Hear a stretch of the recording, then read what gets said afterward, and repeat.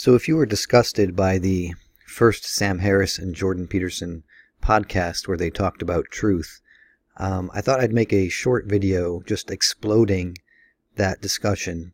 And I'm going to use Heidegger and Ratzinger's book, Introduction to Christianity, to sort of clarify Jordan's position that he took in that discussion, minus the pragmatic view of truth. I think people kind of understand that already. But it's the other stuff that Jordan's trying to guide Sam Harris around and in about truth that I think should be illuminated more. And so I'm going to start with a little quote by Stefan Molyneux from his Twitter that I saw recently. He says, "The moment people try to lecture you, just ask them what their definition of truth is. They usually have no idea and are just trying to bulldoze and manipulate you. Philosophy is humility. Humility is freedom from the control of others. Socrates plus Jesus for the win." I thought that was a slightly amusing tweet, and there's some truth in that, right? So let's get on to truth. This video is actually going to be a lot longer than I wanted it to be, because there's just so much to get to, and this is a gigantic topic. And of course, I'm not going to be able to cover it all. But what I wanted to do with Heidegger is I picked out some very essential paragraphs from an essay he did on truth and art, and these are the paragraphs I think make the most common sense to someone listening. If you're familiar with Heidegger and he just explodes your brain every time you try to read him, these paragraphs are not like that. Maybe one or two of the paragraphs are typical Heidegger speak, but I picked out the ones I thought that make the most common sense in plain English translation.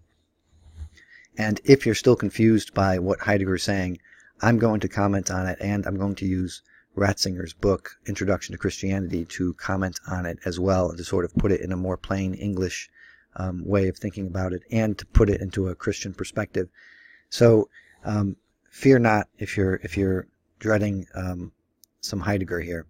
But I think it really does explode what Jordan was trying to say on that first Sam Harris podcast. It's sort of what I wish Jordan could have said in just 15 minutes with Sam Harris. But of course, this is probably something Jordan read and knew about many decades ago. So and he probably thought Sam Harris was already familiar with it. So why would he have to rehash this? But anyway, here it goes. So Heidegger on truth.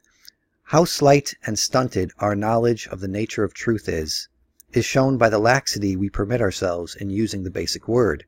By truth is usually meant this or that particular truth. That means something true. A cognition articulated in a proposition can be of this sort.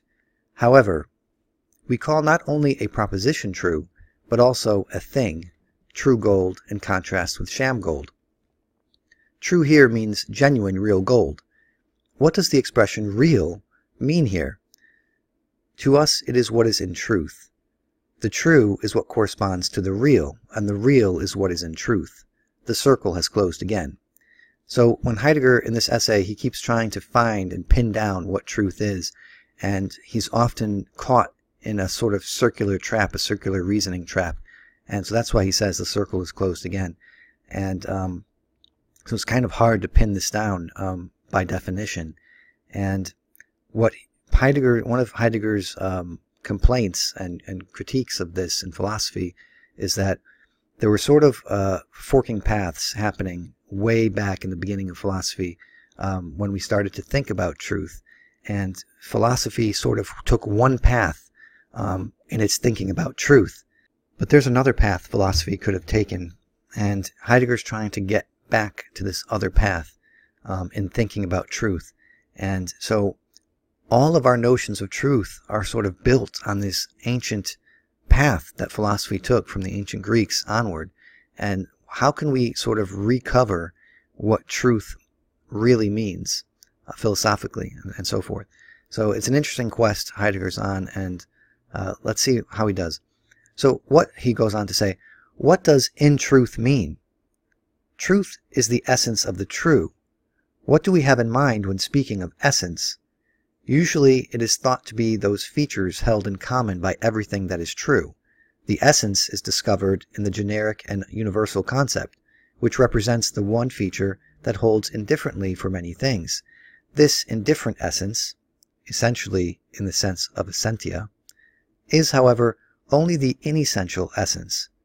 What does the essential essence of something consist in? Presumably it lies in what the entity is in truth. The true essential nature of a thing is determined by way of its true being, by way of the truth of the given being. But we are now seeking not the truth of essential nature, but the essential nature of truth. There thus appears a curious tangle.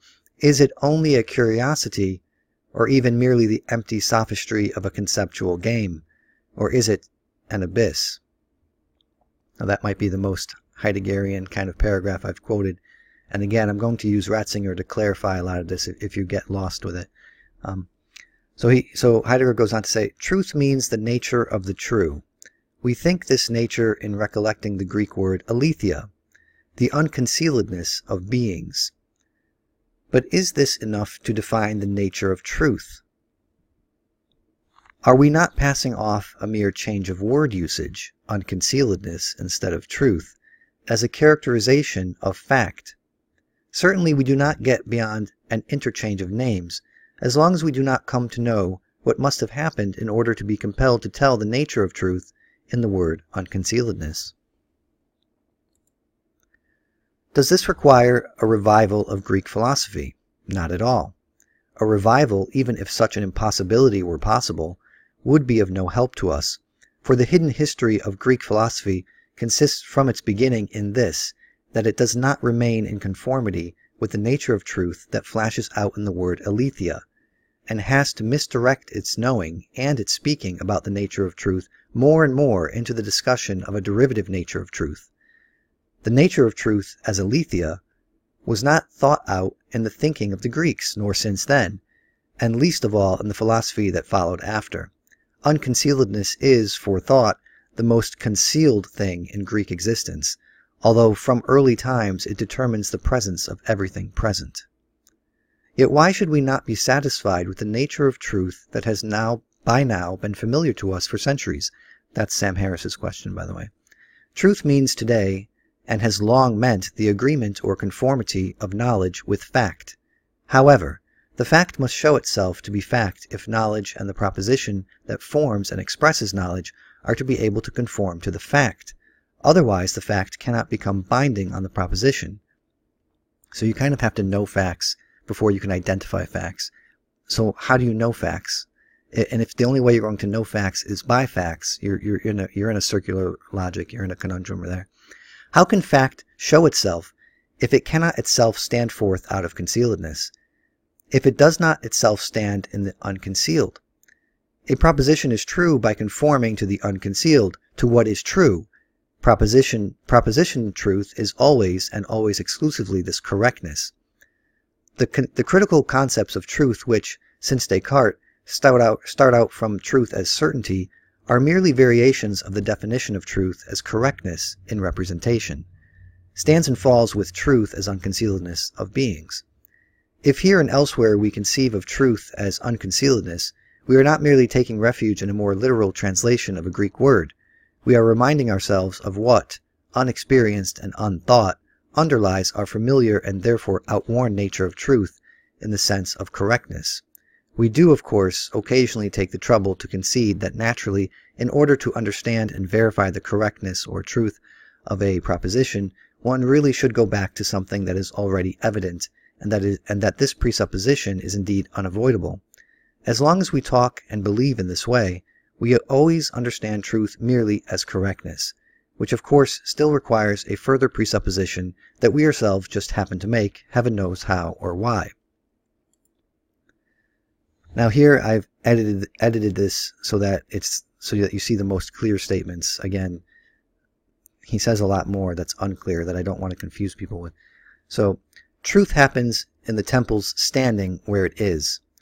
This does not mean that something is correctly represented and rendered here, but that what is as a whole is brought into unconcealedness and held therein.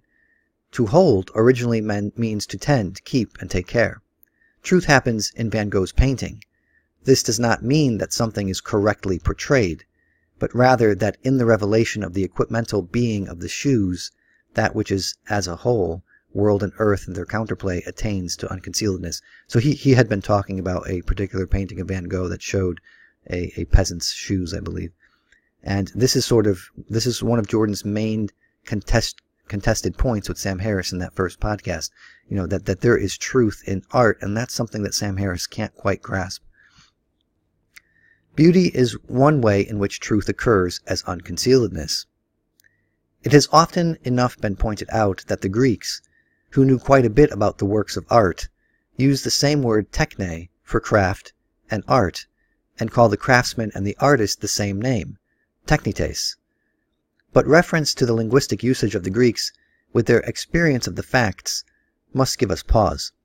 However usual and convincing the references may be to the Greek practice of naming craft and art by the same name, techne, it nevertheless remains oblique and superficial, for techne signifies neither craft nor art, and not at all the technical in our present-day sense. It never means a kind of practical performance.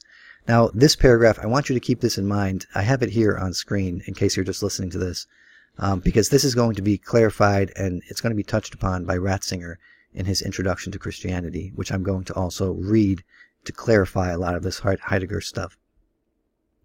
The word techne denotes rather a mode of knowing. To know means to have seen, in the widest sense of seeing, which means to apprehend what is present as such.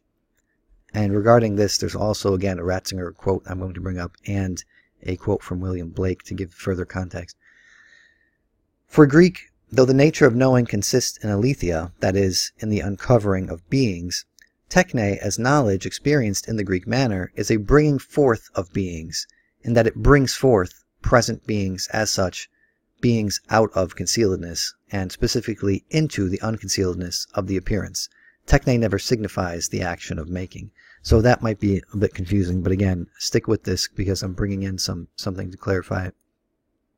Still another way in which truth becomes is the thinker's questioning. Now here he's going to touch on science, which I want you to definitely pay attention to this, which as the thinking of being names being in its question worthiness. By contrast, science is not an original happening of truth, but always the cultivation of a domain of truth already opened, specifically by apprehending and confirming that which shows itself to be possibly and necessarily correct within that field. When and insofar as a science passes beyond correctness and goes on to a truth, which means that it arrives at the essential disclosure of what is as such, it belongs in philosophy. Or it is philosophy, he says.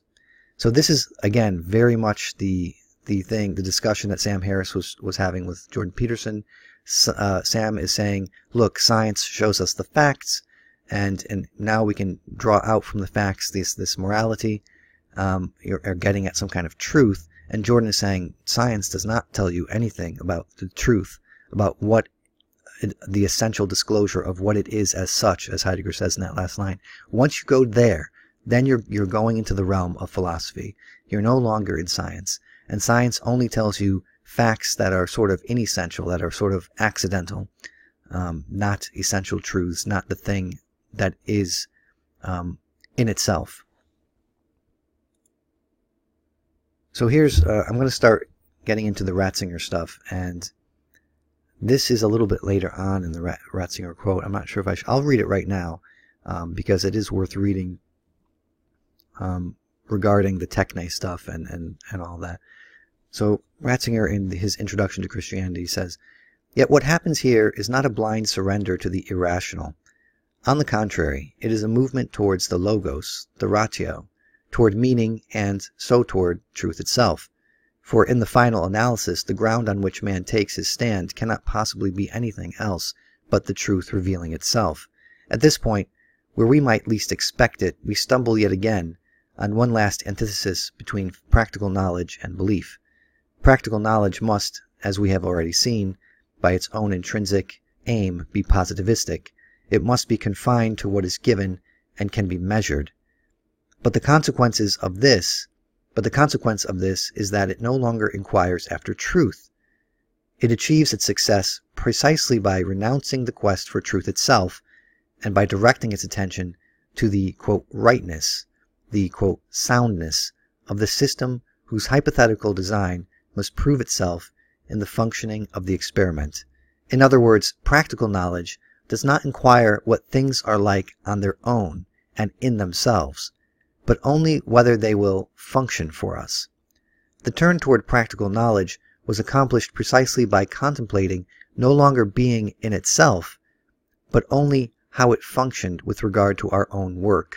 This means that in the separation of the question of truth from being, and in its shifting to the fact and the faciendum, the very concept of truth was itself fundamentally altered. Now, faciendum is the making of, the making work of. The notion of the truth of being in itself has been replaced by that of the utility of things for us, which is confirmed by the rightness of the results. What is pertinent and irrevocable about this is that only this rightness is vouchsafed to us as something that can be calculated. The truth of being itself eludes knowledge of the calculating variety. And so if you're familiar with my channel and a lot of the things that I comment on, I bring up McGilchrist a lot. Ian McGilchrist and The Master and His Emissary. And he also gets into this. There's sort of two ways of attending to the world. And in this language that Ratzinger is using, the calculating way is something that sort of misses meaning.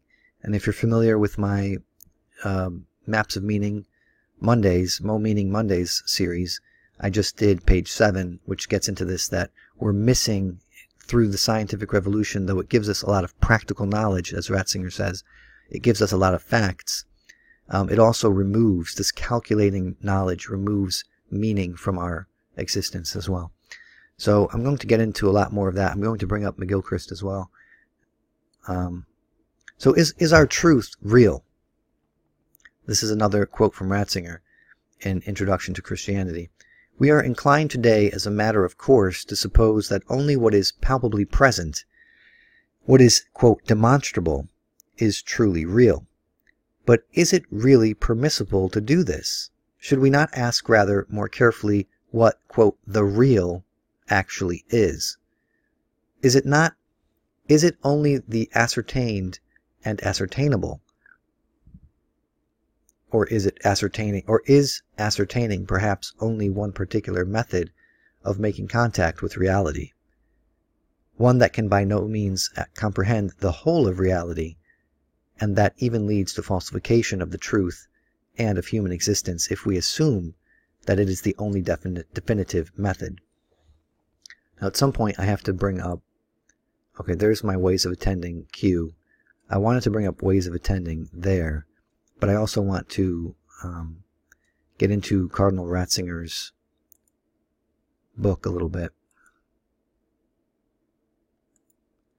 So I think this is vitally important to understand how Sam Harris and Jordan Peterson came to where they are with their points of view in the present day. And also what Ratzinger does is he brings in Heidegger, specifically a lot of the stuff I was just referencing, and he gives it a sort of Christian perspective, and it's a much easier to understand perspective than just the purely just Heidegger's pure words by themselves. So this is the boundary of the modern understanding of reality and the place of belief. And I think I'm going to read this whole section of this chapter because it is so, I think it's just vital in giving you a clear perspective. So Ratzinger says, if by means of the historical knowledge we enjoy today we survey the road taken by the human spirit so far as it is visible to us, we shall observe that in the various periods of the spirit's development there are various basic attitudes toward reality, the magical, the metaphysical, and finally today the scientific. Parenthetically, quote, scientific here being used in the sense in which we speak of the natural sciences. Each of these basic human orientations has to do in its own way with belief, and each of them is also in its own way an obstacle to it. None of them is equivalent to it, but none of them is simply neutral toward it either. Each of them can help it, and each of them can hinder it. Characteristic of our contemporary scientific attitude, which molds, whether we like it or not, every single individual's feeling for life and shows us our place in reality, is the limitation to phenomena, to what is evident and can be grasped. So remember, Heidegger was just talking about this. We have given up seeking the hidden, quote, in itselfness of things and sounding the nature of being itself. Such activities seem to us to be a fruitless enterprise. We have come to regard the depths of being as, in the last analysis, unfathomable. We have limited ourselves to our own perspective, to the visible in the widest sense, to what can be seized in our measuring grasp. Now that language there, our measuring grasp, that's very much, if you're into McGilchrist, again, left hemisphere, the left hemisphere of the brain. The methodology of natural science is based on this restriction to phenomena. It suffices us. We can deal with it and thus create for ourselves a world in which we can live as men. As a result, a new concept of truth and reality has gradually developed in modern thinking and living, a concept that holds sway for the most part unconsciously, as the assumption on which we think and speak, and that can only be overcome if it too is exposed to the test of consciousness.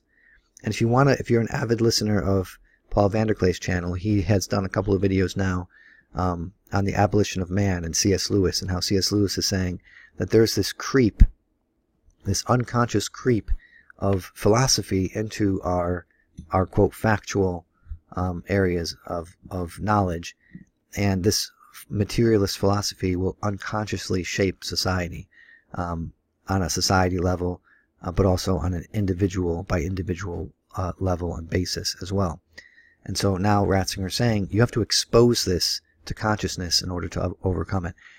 At this point, the function of non-scientific thinking becomes perceptible, that of considering the unconsidered and bringing the human problems it raises before the gaze of consciousness. Now here's a subsection A, the first stage, the birth of the historical approach. If we try to understand how the attitude just described arose, we shall be able to distinguish, unless I am mistaken, two stages in the intellectual revolution.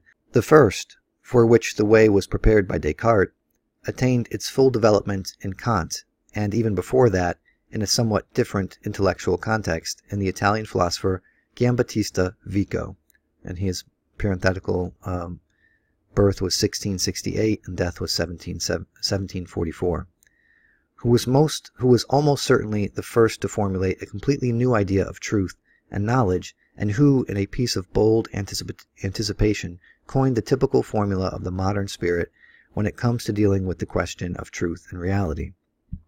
Now, as a side note, I want to note that one of the first videos I did, called The Missing Link, brought up Giambattista Vico, and this was way before I read this book by Ratzinger.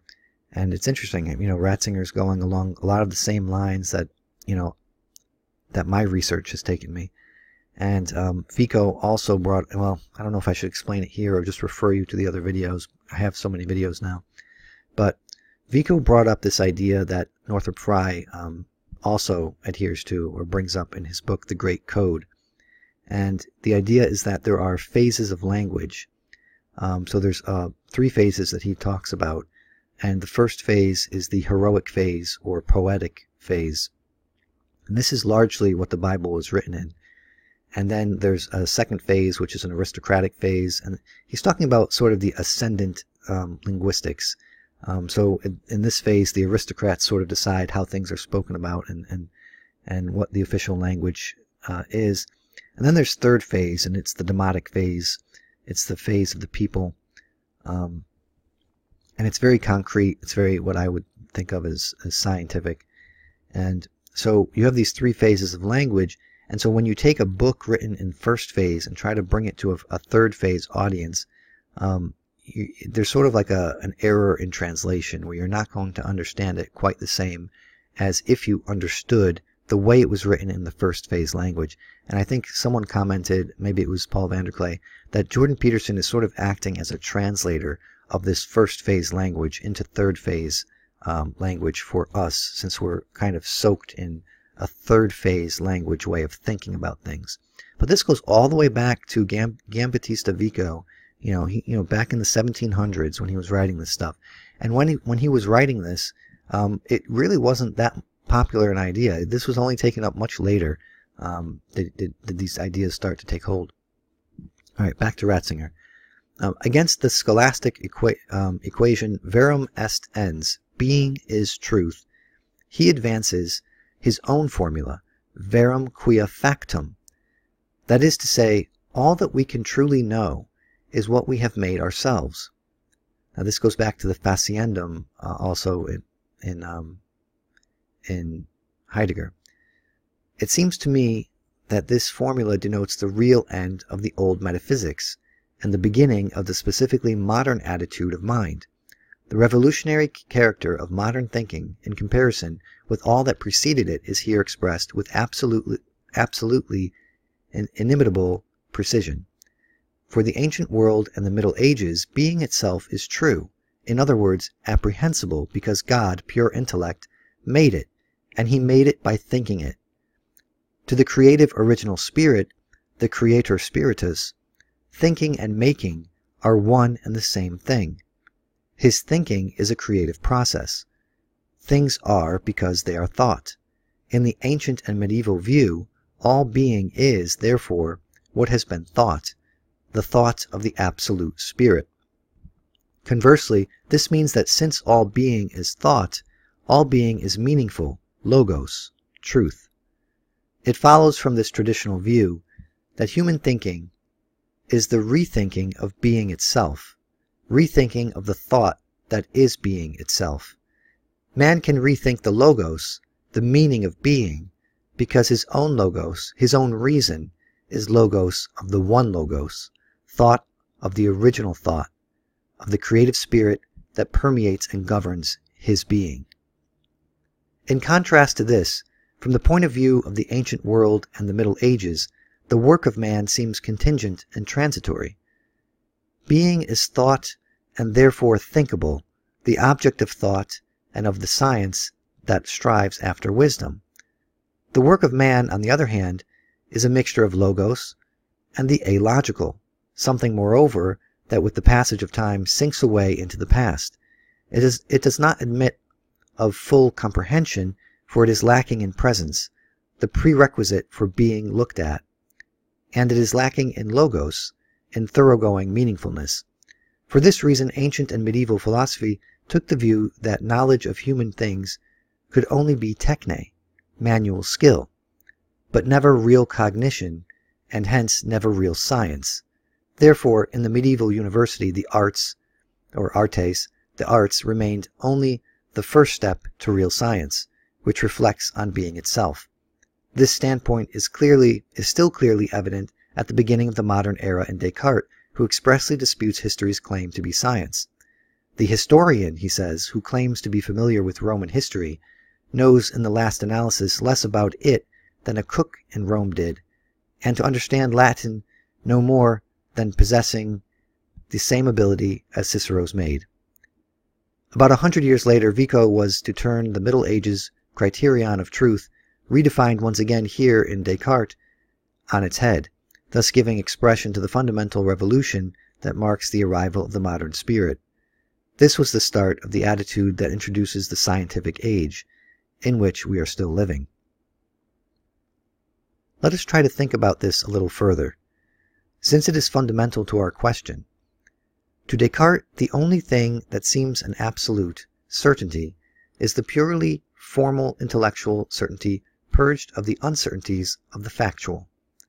Nevertheless, there are signs of the approach of the modern period in the fact that he models this intellectual certainty on mathematical certainty and elevates mathematics to the position of prototype of all rational thinking.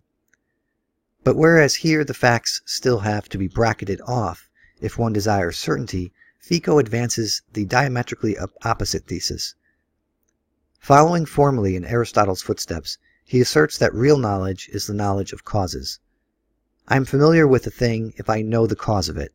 I understand something that has been proved if I know the proof. But from this old thought, something completely new is deduced. If part of real knowledge is the knowledge of causes, then we can truly know only what we have made ourselves. For it is only ourselves that we are familiar with. This means that the old equation of truth and being is replaced by the new one of truth and factuality. All that can be known is the factum, that which we have made ourselves. It is not the task of the human mind, nor is it within its capacity, to think about being.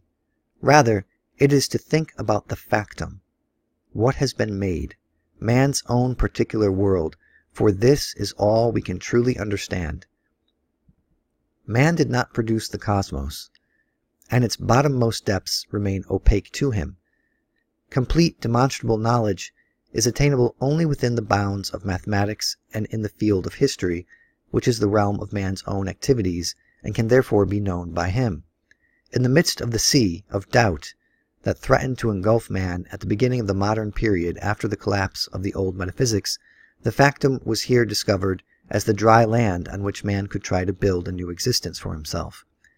The dominance of the fact began, that is, man's complete devotion to his own work as the only certainty. With this is connected that revaluation of all values that made subsequent history really a, quote, new age as compared with the old one.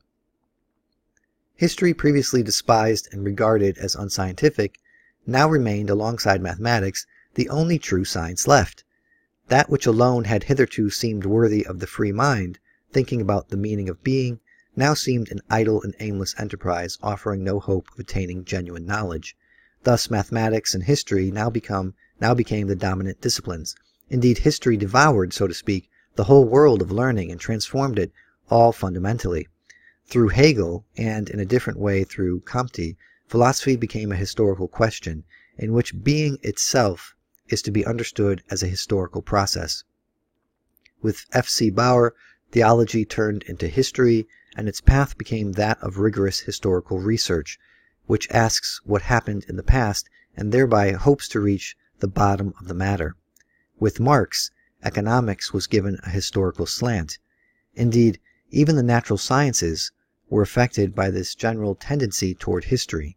With Darwin, the classification of living beings was understood as a history of life.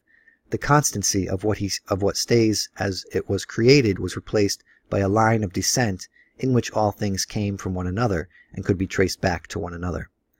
Thus the world finally appeared no longer as the firm housing of being, but as a process whose continual expansion and the movement of history of being itself. But as a process whose continual expansion is the movement of being itself.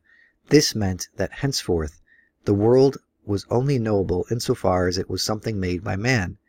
In the last analysis, man was no longer in a position to look beyond himself except on the level of the fact, where he had to recognize himself as the chance product of age-old developments. This now produced a very curious situation. At the very moment when radical anthropocentrism set in, and man could know only his own work, he had to learn to accept himself as merely a chance occurrence, just another fact.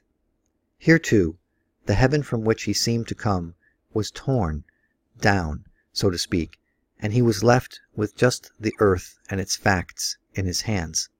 The earth in which he now sought was the spade to decipher the laborious history of his development.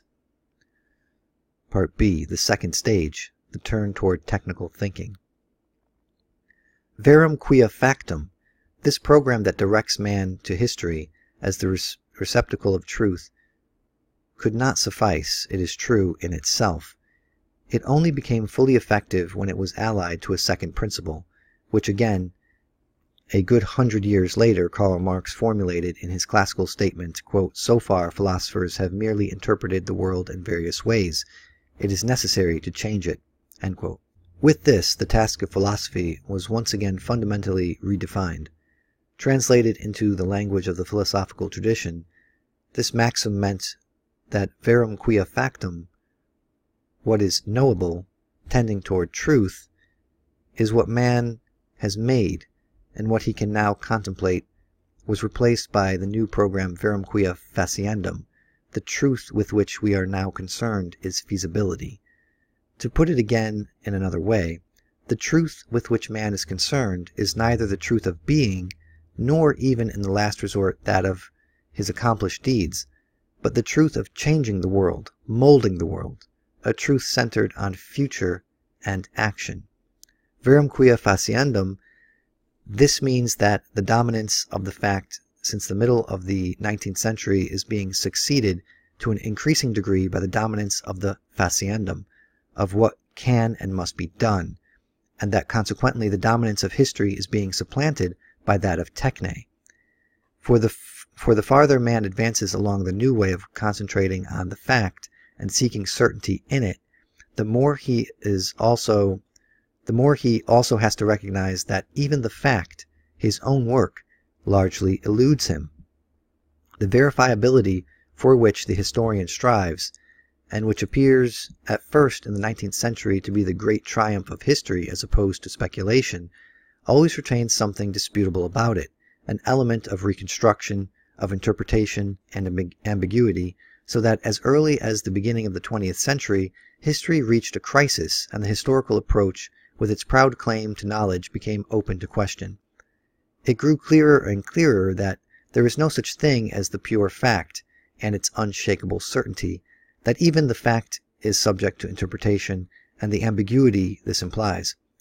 It became less and less possible for people not to admit to themselves that once again they did not hold in their hands the certainty they had at first promised themselves when they turned away from speculation to investigation of the facts. So the conviction was bound to spread more and more that in the final analysis all that man could really know was what was repeatable, what he could put before his eyes at any time in an experiment. Everything that he can see only at second hand remains the past, and whatever proofs may be adduced is not completely knowable. Thus the scientific method, which consists of a combination of mathematics, Descartes, and devotion to the facts in the form of the repeatable experiment, appears to be the one real vehicle of reliable certainty. The combination of mathematical thinking and factual thinking has produced the science-oriented intellectual standpoint of modern man, which signifies devotion to reality insofar as it is capable of being shaped. Now this gets into, as a side note, the first few pages of Maps of Meaning. If you are following along in my Mo Meaning Mondays video series, we're on page 7 now, and that's what we're talking about. And Ratzinger goes on to say, the fact has set free the faciendum. The, quote, made has set free the makeable, the repeatable, the provable, and only exists for the sake of the latter. It comes to the primacy of the makeable over the made, for in fact, what can man do with what has merely existed in the past? He cannot find his real purpose in making himself into the museum attendant of his own past if he wants to master his own contemporary situation.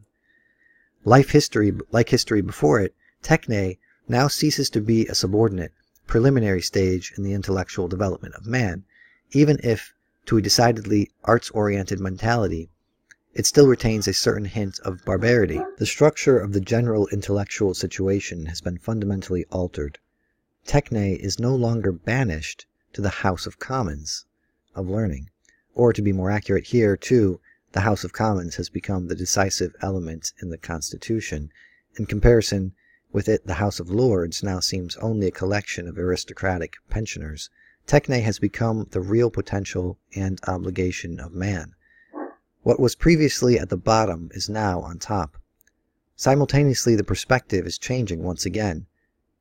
At first, in ancient and medieval times, man had concentrated on the eternal, then, during the short-lived predominance of the historical approach, on the past.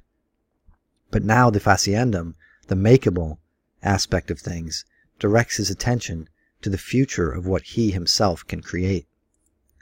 If before, perhaps through the conclusions implicit in the doctrine of the origin of species, he might have resignedly noted that so far as his past was concerned he was just earth, a mere chance development, if he was disillusioned by such knowledge and felt degraded, he does not need to be disturbed by this any longer, for now, wherever he comes from, he can look his future in the eye with the determination to make himself into whatever he wishes.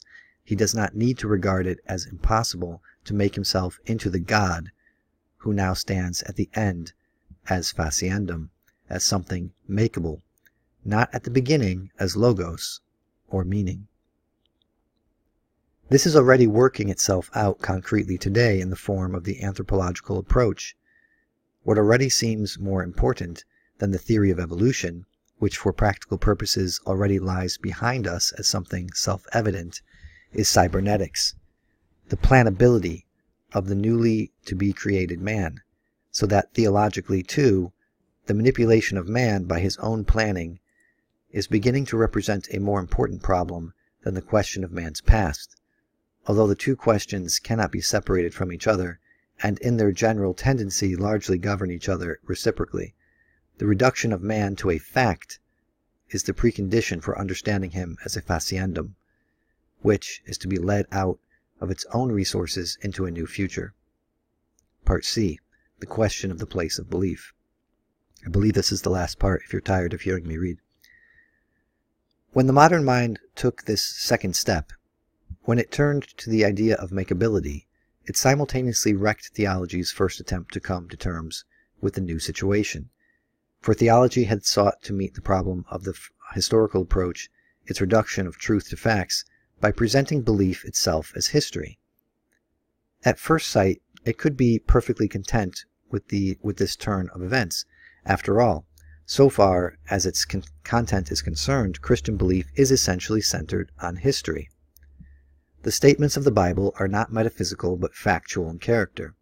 So on the face of it, when the hour of metaphysics was succeeded by that of history, theology could only agree, for this seemed to mean at the same time that its own hour had at last struck.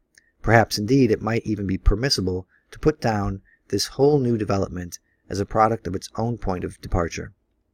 As a side note, this is where I see a lot of N.T. Wright, big on the history of the New Testament, setting down the facts of how the faith got started and why it got started, factually speaking.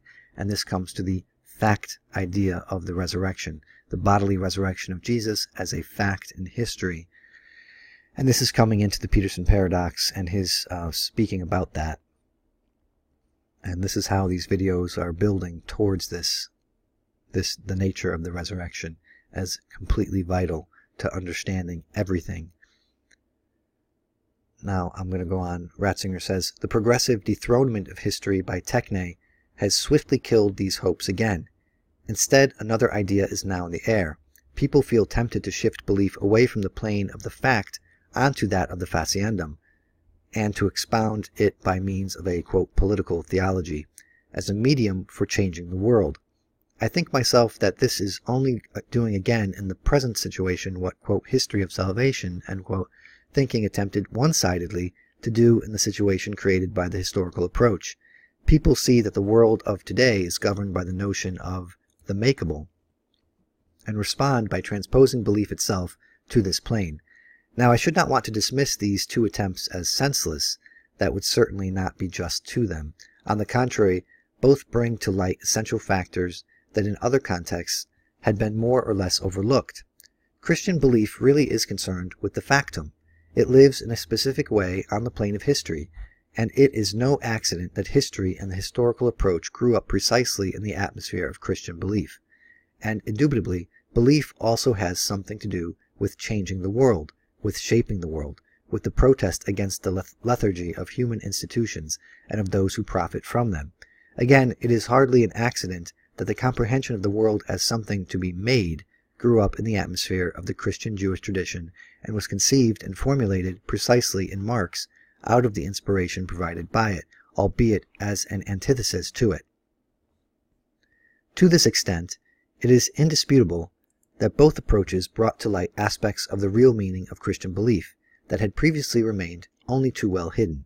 Christian belief has a decisive connection with the motivational forces of the modern age.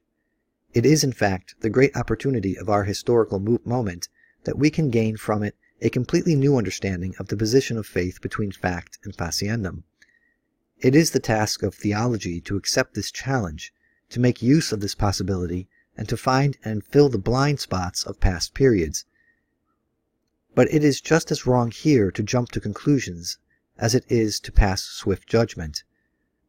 When either of the two approaches described above is adopted exclusively, and belief is consigned wholly to the plane of the fact or of makeability, in the end this only conceals what it really means when a man says, "Credo, I believe."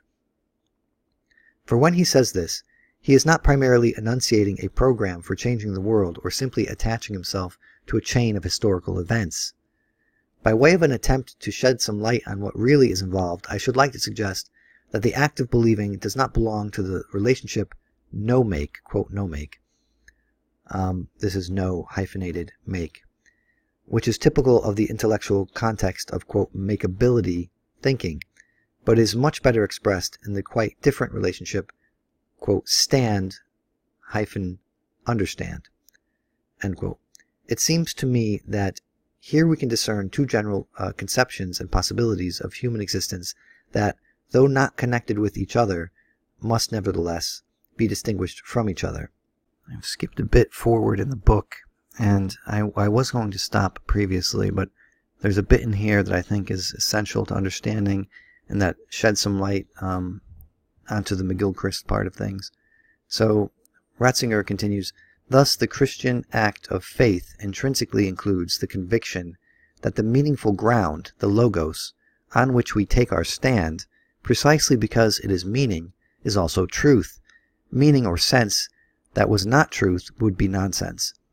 The indivisibility of meaning, ground, and truth that is expressed both in the Hebrew word amen and in the Greek logos at the same time intimates a whole view of the world.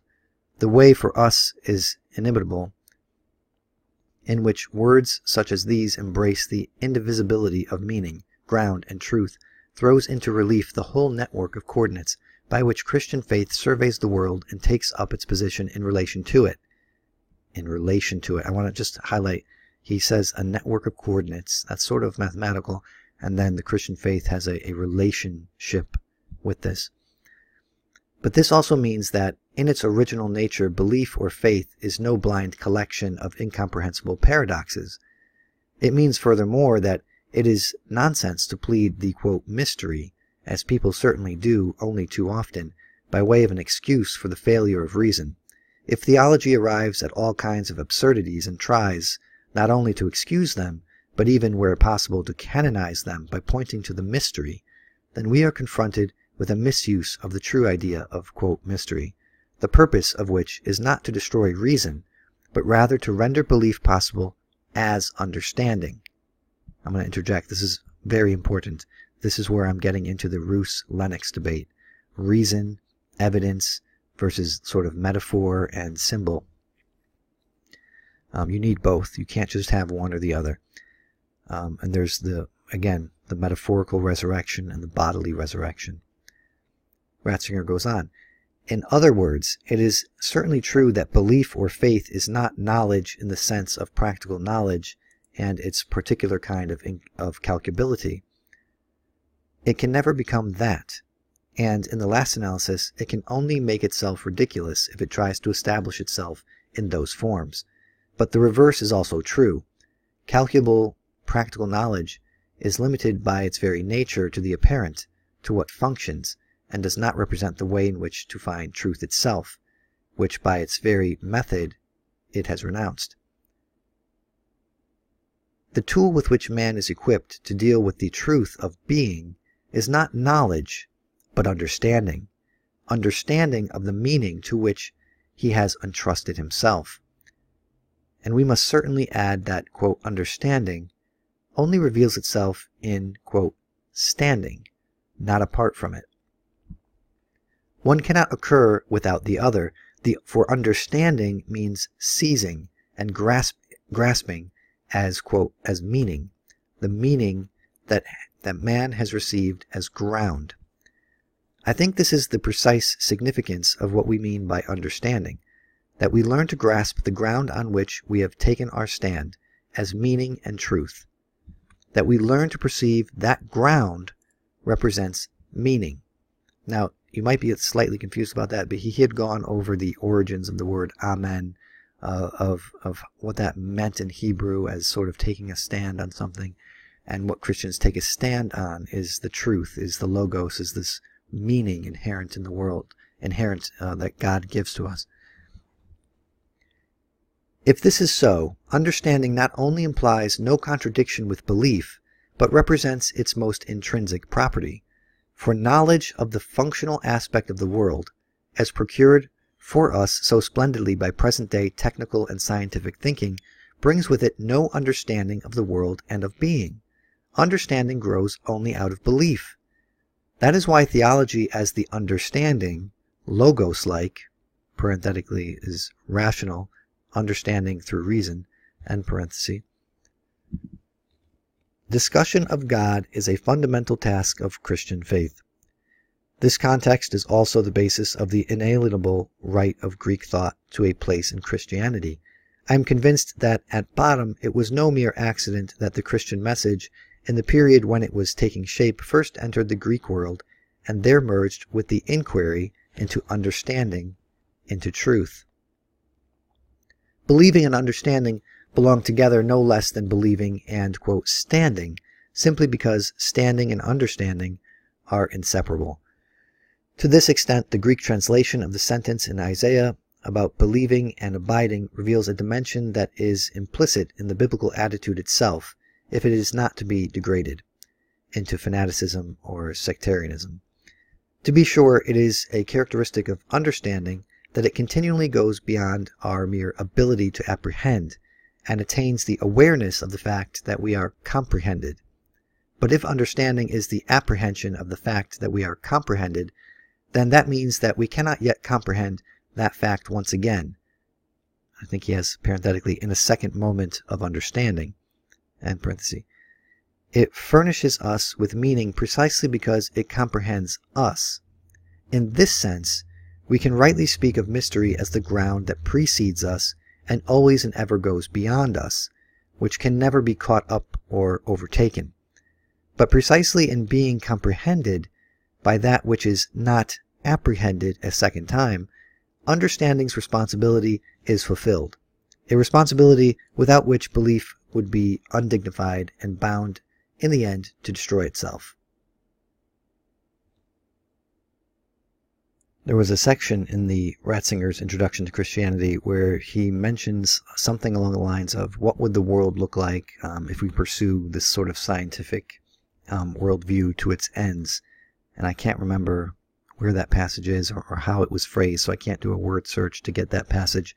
But in any case, he sort of paints a picture of what it might look like and how we kind of destroy meaning, how we lose a purpose, and so forth in our lives. And this is going back also to Maps of Meaning, where Jordan Peterson describes this as well. So here's McGilchrist's little book, Ways of Attending, How Our Divided Brain Constructs the World. And if the larger book, The Master and His Emissary, is too large for you, I would recommend, he has a couple of smaller books that are, I think they're only like 50 pages, and they sort of are the cliff notes of this greater work. And maybe if you're uncertain, if you want to dive into the bigger work, have a taste of these smaller pieces and see if it's something you're interested in. So McGilchrist has a really interesting couple of chapters about the left and right hemispheres, and so this one's titled The Triumph of the Left Hemisphere. In the second part of The Master and His Emissary, How the Brain Has Shaped Our World, I look at the evolution of Western culture, beginning in the ancient world with the extraordinary efflorescence of culture in 6th century BC Athens, where, it seems to me, the two hemispheres worked in harmony as never before or since. Then at the decline associated with the rise of the left hemisphere in the late Roman Empire, and then in turn at the seismic shift that we call the Renaissance, the Reformation, the Enlightenment, Romanticism, the Industrial Revolution, Modernism, and Postmodernism. I believe that they represent a power struggle between these two ways of experiencing the world, and that we have ended up prisoners of just one, that of the left hemisphere alone. And the reason why I'm reading this is to add this this shade to the painting I'm doing here, this color of how the left hemisphere knows, how it perceives the world, how it attends to the world. And this is the Sam Harris way of knowing, of truth. So I'll continue on with McGilchrist. Let's do a thought experiment. What would it look like if the left hemisphere came to be the sole purveyor of our reality? First of all, the whole picture would be unattainable. The world would become a heap of bits. Its only meaning would come through its capacity to be used. More narrowly focused attention would lead to an increasing specialization and technicalizing of knowledge. This in turn would promote the substitution of information and information gathering for knowledge, which comes through experience. Knowledge in its turn, would seem more, quote, real than what one might call wisdom, which would seem too nebulous, something never to be grasped. Knowledge that has come through experience and the practical acquisition of embodied skill would become suspect, appearing either a threat or simply incomprehensible. It would be replaced by tokens or representations, formal systems, to be evidenced by paper qualifications. Now, think back to what Ratzinger was saying about how we've come to the point where we are, these different ways of looking at the world, the magical, the metaphysical, now the scientific, and how he worked through how history was once ascendant, and the fact was the ascendant idea, and now it's the doing, the fact making, how we can create ourselves and facts and using science, and how this fits into what McGilchrist is saying. There would be a simultaneous increase in both abstraction and reification, whereby the human body itself, and we ourselves, as well as the material world and the works of art we have created to understand it, would both become more conceptual, and yet be seen as mere things. The world as a whole would become more virtualized, and our experience of it would be increasingly through meta-representations of one kind or another. Fewer people would find themselves doing work involving contact with anything in the real, lived world, rather than with plans, strategies, paperwork, management, and bureaucratic procedures. Now, this bit about experiencing anything that's real, we have more meta-representations of one kind or another. There you have Facebook. We're not experiencing real people, we're experiencing representations of people, the meta people that exist in a cyber world, a virtual world. And that's only going to increase as the left hemisphere gets more dominant in control of the way of attending, the way we attend to our world. There would be a complete loss of the sense of uniqueness. Increasingly, the living would be modeled on the mechanical. This would also have an effect on the way bureaucracies would deal with human situations and with society at large. Quote, either or would tend to be substituted for matters of degree, and a certain inflexibility would result. Now, you might notice inflexibility with regard to Jordan Peterson's latest tweet. Here's something where people are totally inflexible on this tweet, on what he has said, and it can only go one way or the other, and it's a very rigid ideological look at the world. There would be a derogation of higher values and a cynicism about their status. Morality would come to be judged at best on the basis of utilitarian calculation, at worst on the basis of enlightened self-interest. The impersonal would come to replace the personal. There would be a focus on material things at the expense of the living. Social cohesion and the bonds between person and person, and just as importantly, between person and place, the context in which each person belongs, would be neglected, perhaps actively disrupted, as both inconvenient and incomprehensible to the left hemisphere acting on its own. There would be a depersonalization of the relationships between members of society, and in society's relationship with its members. Exploitation rather than cooperation would, explicitly or not, be the default relationship between human individuals and between humanity and the rest of the world. Resentment would lead to an emphasis on uniformity and equality, not as just one desirable to be balanced with others, but as the ultimate desirable, transcending all others. The left hemisphere cannot trust and is prone to paranoia. It needs to feel in control. We would expect government to become obsessed with issues of security above all else and to seek total control. Reasonableness would be replaced by rationality, and perhaps the very concept of reasonableness might become unintelligible. There would be a complete failure of common sense, since it is intuitive and relies on both hemispheres working together. One would expect a loss of insight, coupled with an unwillingness to take responsibility, and this would reinforce the left hemisphere's tendency to a perhaps dangerously unwarranted optimism. There would be a rise in intolerance and inflexibility, an unwillingness to change track or to change one's mind. We would expect there to be a resentment of and a deliberate undercutting of the sense of awe or wonder, Weber's, quote, disenchanted world. Religion would seem to be mere fantasy, art would be conceptualized, cerebralized, beauty would be ironized out of existence. As a culture, we would come to discard tacit forms of knowing altogether. There would be a remarkable difficulty in understanding non-explicit meaning, and a downgrading of non-verbal, non-explicit communication. And this sort of brings to mind the consent contracts that college males are being instructed to use when having relations with their girlfriends or whatever. They need this explicit, verbal, written down communication. It's no longer nonverbal. It's no longer the betweenness between people, right? It has to be verbal and explicit. Concomitant with this would be a rise in explicitness, backed up by the ever-increasing legislation, what de Tocqueville predicted as a, quote, network of small complicated rules, end quote, that would eventually strangle democracy. As it became less possible to rely on a shared and intuitive moral sense, or on implicit contracts between individuals, such rules would grow ever more burdensome. There would be less tolerance for and appreciation of the value of ambiguity. We would tend to be over-explicit in the language we use to approach art and religion, accompanied by a loss in their vital implicit metaphorical power. Does that ring any bells? In terms of the fable with which I began, the emissary, and sightless as ever, appears to believe it can see everything, do everything, alone. But it cannot. On its own, it is like a zombie, a sleepwalker ambling straight towards the abyss, whistling a happy tune.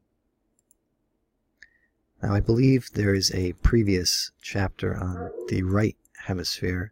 Okay, the primacy of the right hemisphere. So you should get a balanced perspective on what that might look like as well, and how this also relates to truth. So from the left hemisphere perspective, it's scientific, it's concrete, it's material, it's explicit. And now we're going to see that's all pertains to truth, okay? Now, what does McGilchrist say about the right hemisphere's view of the world? How does it attend to the world? And remember, we need both to be successful. You might say, okay, here are two different ways of conceiving the world. But how do you know that they are not equally valid? I say that they are both very important, both in fact essential for our ability to lead civilized lives, but not equally valid. And there are many reasons for this. In the first place, it is interesting that in the late 19th and 20th centuries, both mathematics and physics, for example, Cantor, Boltzmann, Gödel, Bohr, and philosophy, I am thinking here particularly of the American pragmatists, Dewey and James, and the European phenomenologists, Husserl, Heidegger, Merleau-Ponty, and later Wittgenstein, though starting absolutely from the premise of the left hemisphere, that sequential analysis will lead us to the truth, have ended up with results that approximate far more closely and in fact confirm the validity of the right hemisphere's way of understanding the world, not that of the left. This is in itself a remarkable fact, since generally speaking, the preconceptions with which you start will determine where you end. But there are other indications. Broad, vigilant attention must come before we can focus on one part of the field. We see the whole before we see the parts, rather than putting the whole together from the parts. We experience everything at first with the right hemisphere, not with the left. Language originates in the body and is implicit. It does not function at the abstract level, as something explicit. Affect is primary, not the result of calculation based on cognitive evaluation of the parts. As Liebet has demonstrated, the unconscious will, more closely related to right hemisphere functioning, is well ahead of anything our explicit verbalizing consciousness can be aware of. Careful analysis of this relationship between speech and gesture shows that both thought and its expression actually originate in the right hemisphere, not in the left. Representation necessarily relies on earlier, quote, presencing, and even the mode of functioning of the nervous system itself is more right hemisphere congruent than left hemisphere congruent. What the left hemisphere offers is, then, a valuable but intermediate process, one of unpacking what is there and handing it back to the right hemisphere, where it can once again be integrated into the experiential whole, as much as the painstaking fragmentation and analysis of a sonata is in practice, reintegrated by the pianist in performance at a level where he or she must no longer be aware of it. That, at any rate, is how the two should work together. The emissary reporting back to the master, who alone can see the broader picture. But the self-consistent rationalism of the left hemisphere has convinced it that it does not need to concern itself with the right hemisphere, with what the right hemisphere knows. It believes it has the whole story itself, and it has the three great advantages. First, it has control of the voice and the means of argument. The three L's, language, logic, and linearity, are all ultimately under left hemisphere control. It is like being the Berlusconi of the brain, a political heavyweight who has control of the media. Of course, we tend to listen more to what it has to say. Second, the self-consistent world of pure theory and ideas is like a hall of mirrors. All attempts to escape are deflected back within. The main paths that might have led us to something beyond, the intuitive wisdom embodied in tradition, the experience of the natural world, arts, the body, and religion, are all emptied of force by the abstracting, rationalizing, ironizing impact of the world of self-consistent representations that is yielded by the left hemisphere. This is what Blake was railing against as well. The living presence is no longer accessible. And third, there is a tendency for positive feedback to come into play. Instead of redressing the balance, we just get more of the same. Which brings me to the reason we cannot just view this as of academic interest, for I believe the world in which we live has come increasingly to reflect the view of the left hemisphere alone. And then he gets into the view of the left hemisphere, the triumph, which I just read. So this video has gone quite much longer than I expected, and there are things that I wanted to get to that I think are still important. So here's Ratzinger again, and he says, "This is simply because there is an infinite gulf between God and man, because man is fashioned in such a way that his eyes are only capable of seeing what is not God, and thus for man God is and always will be the essentially invisible, something lying outside his field of vision. God is essentially invisible. This fundamental assertion of biblical faith in God in its opposition to the visibility of the gods, in the plural, is at the same time, indeed primarily, an assertion about man. Man is a seeing creature, whose living area seems to be marked off by the range of what he can see and grasp." Now, reflect back on what you heard McGilchrist saying. But in this area of things that can be seen and grasped, the area that determines the living space of man, God does not occur and will never occur, however much the area may be extended. I believe it is important that, in principle, the Old Testament contains this assertion. God is not just he who at present lies in fact outside the field of vision, but could be seen if it were possible to go further. No, he is the being who stands essentially outside it, however far our field of vision may be extended. I think that's a little bit controversial, theologically speaking, but I'm still willing to consider it. And it brings me to not only connecting it to McGilchrist and what you saw about how the right hemisphere and left hemisphere attend to the world, and how the left hemisphere is about seeing what is here, the particular things. But there's this little bit from William Blake, his Jerusalem poem, his epic poem, that I would like to share. And it gets into, he says, the eye of man, a little narrow orb, closed up and dark. But I'm going to give you a little bit more context on how he gets there. Sort of about our limitations, our sense limitations. So there's, like I said, this is an epic poem. There's too much context to get into. I have to start it from somewhere that I think gives you a little bit of context enough to get into it. So he says, the vegetating cities are burned and consumed from the earth. All the bodies in which all animals and vegetations, the earth and heaven, were contained in all glorious imagination, are withered and darkened. The golden gate of Havilah and all the garden of God was caught up with the sun in one day of fury and war. The lungs, the heart, the liver, shrunk away far distant from man, and left a little slimy substance floating upon the tides. In one night the Atlantic continent was caught up with the moon, and became an opaque globe, far distant clad with moony beams. The visions of eternity, by reason of narrowed perceptions, are become weak visions of time and space, fixed into furrows of death. I want to repeat that. The visions of eternity, by reason of narrowed perceptions, are become weak visions of time and space, fixed into furrows of death, till deep dissimulation is the only defense an honest man has left.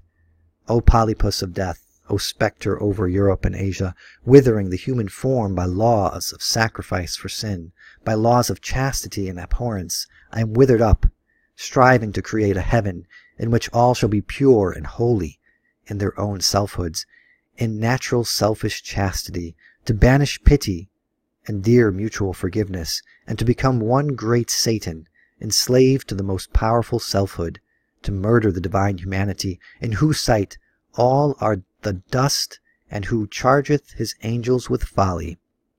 Ah, weak and wide astray, ah, shut in narrow doleful form, creeping in reptile flesh upon the bosom of the ground, the eye of man a little narrow orb closed up and dark, scarcely beholding the great light, conversing with the ground, the ear a little shell, in small volutions shutting out the true harmonies, and comprehending great as very small. The nostrils bent down to the earth and closed with senseless flesh, that odors cannot then them expand, nor joy on them exult. The tongue a little moisture fills, a little food it cloys, a little sound it utters, and its cries are faintly heard. I just thought that was a really wonderful exposition about how limited humanity is. And when you start to think in the materialist framework, you have to understand that these are your limits. Your senses are your limits. Your imagination sort of gets cut out of the picture. And let's see, I'll go back to this truth bit. I wanted to read this little bit of what Karl Barth has to say about truth.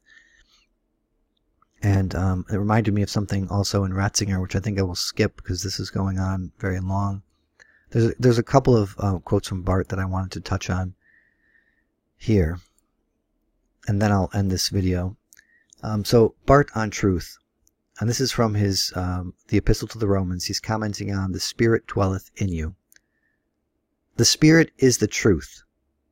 When the Spirit enters into men, it brings them within the sphere of bitterness and sweetness, of misery and hope, of perplexity and promise. There is no objective observation of the truth, for its objectivity is that by which we are observed before ever we have observed anything at all. Truth is that primal objectivity by which the observing subject is itself constituted. Truth cannot therefore depend upon my observation, that is to say, it cannot be, quote, subjectivized. Truth is that redeeming subjectivity which secretly confronts every I and thou and, quote, he, critically and immanently dissolving them by the objectivity which everywhere accompanies them. Truth permits no one to use it as a plaything, and it permits an end to all tragedy. Truth is far too merry and noble for us to ever justify our present life and address the present moment. Now this is a quote, remain with me, thou art so fair. End quote. Truth is far too grim and terrible for us to ever desire to wrest it to ourselves, for example by despairing and putting an end to our life. The man who, after reading the Phaedo, drowned himself in the sea, had as little understanding of the meaning of immortality as those who could bear to read it and not throw themselves into the sea.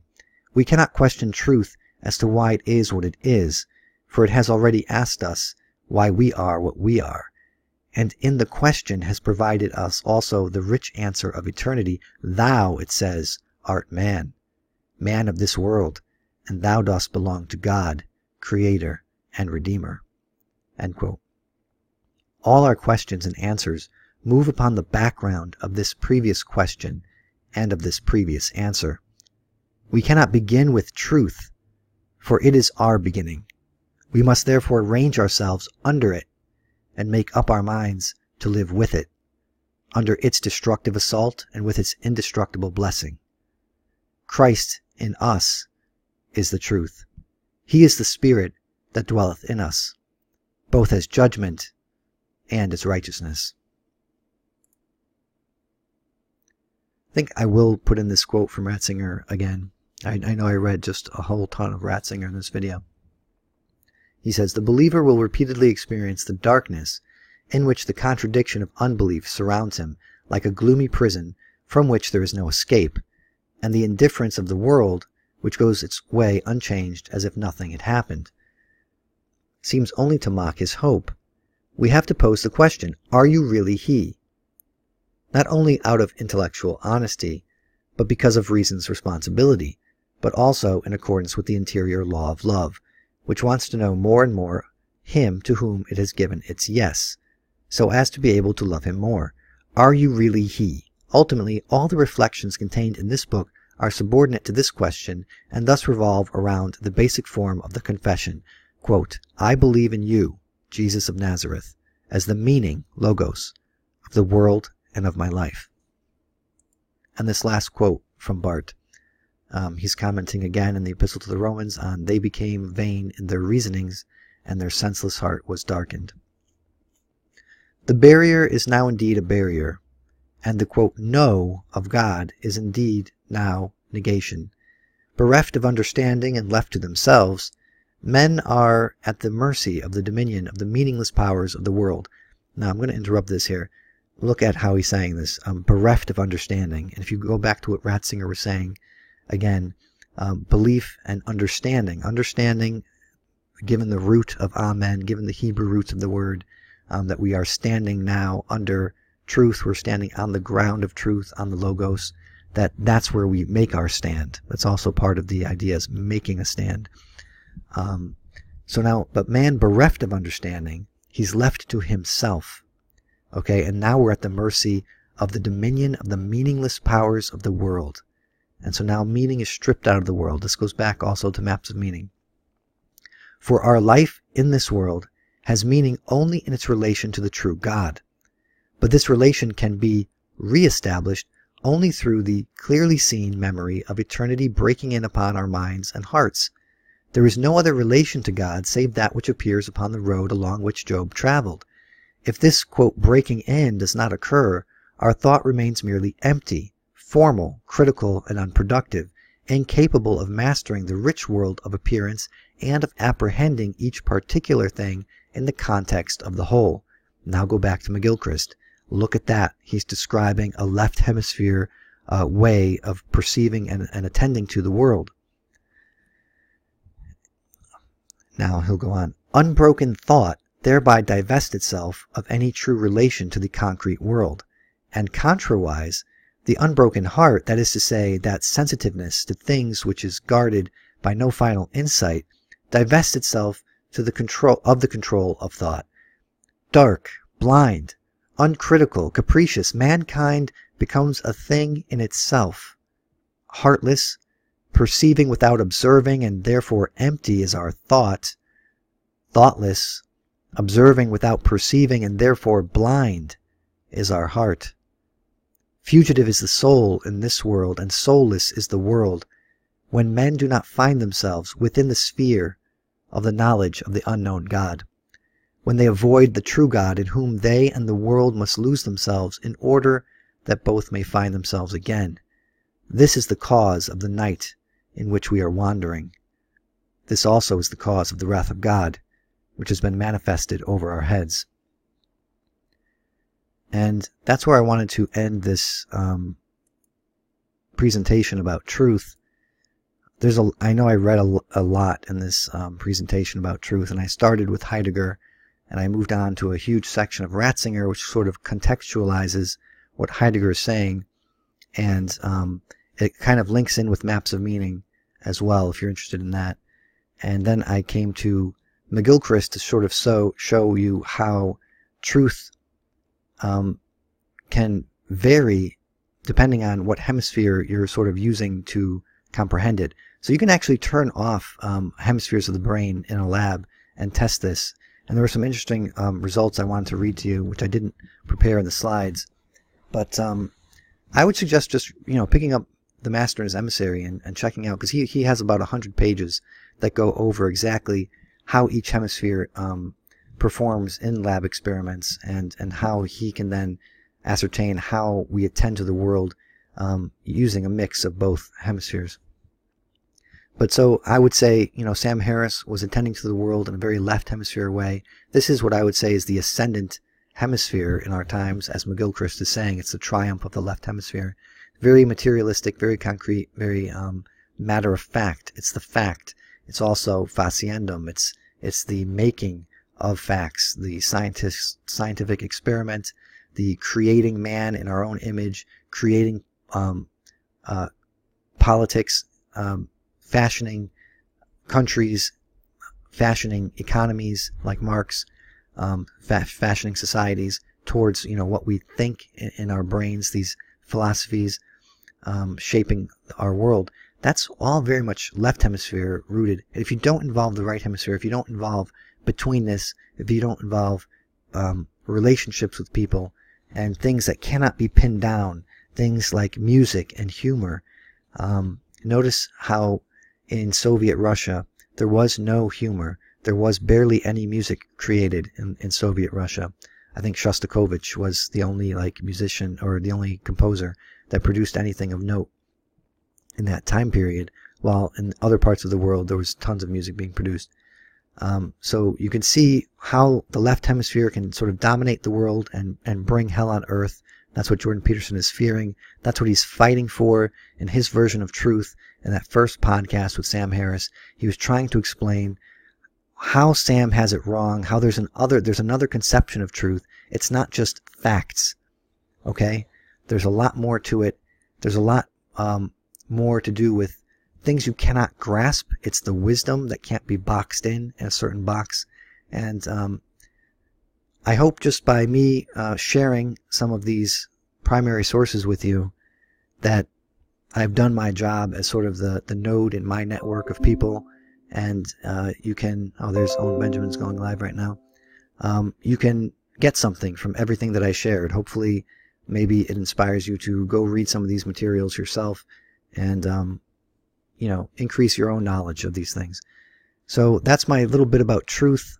And again, like I said, it's a huge topic. I can only, barely scratch the surface here.